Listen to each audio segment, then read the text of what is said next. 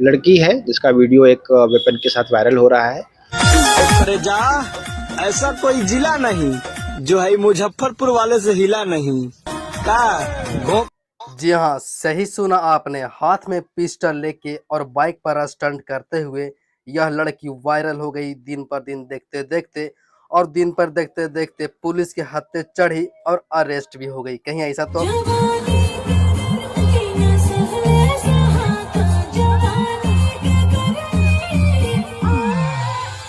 अश्लील गानों के साथ पिस्टल लेके साथ में रील्स बनाना लड़की को पड़ा भारी।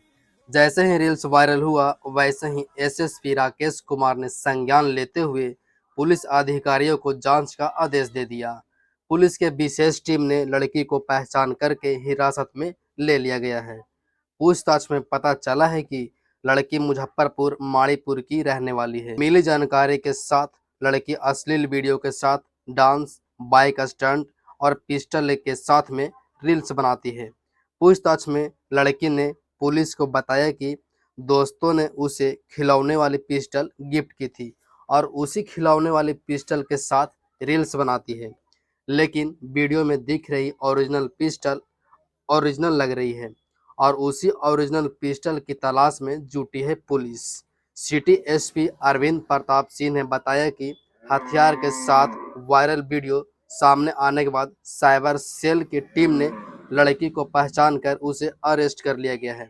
एसपी ने बताया कि पूरी तरह से जांच के बाद आगे की कार्रवाई की जाएगी। लोगों को लगता है कि यह सब वीडियो हमेशा की तरह वायरल होते रहते हैं, इससे कुछ नहीं होगा, लेकिन पुलिस सख्ती में बहुत कार्रवाई के साथ उतर रही है और आप भी अरेस्ट हो सकते हैं अगर इस तरह से आपने गलत वीडियो, जैसा कि बाइक स्टंट, गलत तरीके से आप अपने हाथ में रिवॉल्वर लेके अगर पिस्टल लेकर वीडियो बनाते हैं तो हो जाइए सावधान, क्योंकि आपकी बारी आपकी है।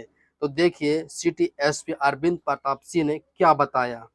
एक वीडियो वायरल हुआ था और हम लोगों की जो साइबर टीम है उसके द्वारा इस प्रकार की गतिविधियों पर निगरानी की जाती है। एक उसका सत्यापन किया गया है, सोशल मीडिया अकाउंट के आधार पर उसकी पहचान की गई है और अभी उनसे पूछताछ की जा रही है।